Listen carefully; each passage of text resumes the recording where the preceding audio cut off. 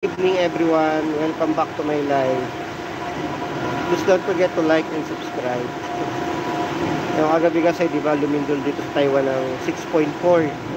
So dito sa amin sa Tainan sentro, so medyo malakas guys. So mga ano yan, mag-aalauna. Baka may parto na naman, alert ko tayo. Pero okay lang naman, safe naman tayo dito sa factory kasi hindi naman to mabilis collapse. Normal kasi dito guys yung mga lindol na ganyan, lalo na pag winter. So yun, paunang lindol ngayong 2025, 6.4, malakas guys. Pero ayan, sanay na kasi kami dito sa Taiwan mga boss, yung mga lindol. Yun, kaya parang immune na kami sa mga lindol dito. Yung mga first timer, yun, medyo nakakatakot talaga yung mga ganong kalalakas. Pero syempre, babahan talaga yung mga trabaho ko sa dorm eh. Ako naka-duty ako, di ba?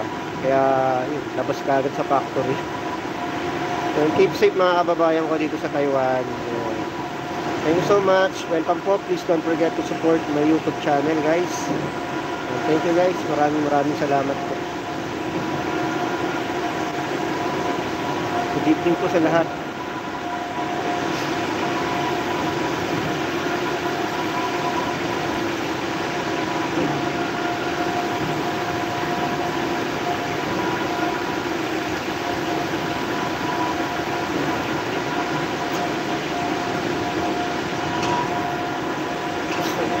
Medyo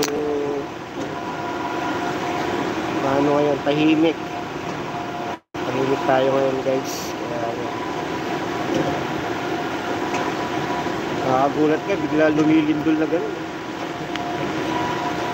Pero wala, sanay na tayo dito guys sa Taiwan, lagi nililindol, lalo na pag talagang winter. Yan, winter kasi dito, kasagsagan ng winter guys. Keep safe everyone, welcome to my live. Please support my YouTube channel mga boss. Thank you so much. Ingat po tayo. Thank you guys.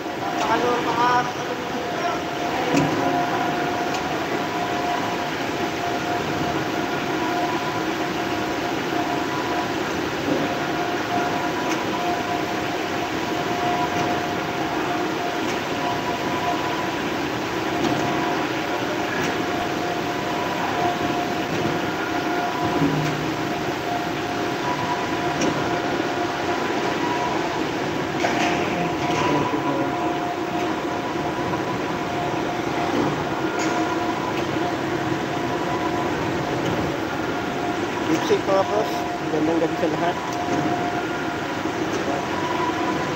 Tingatan mode tayo ngayon mga boss.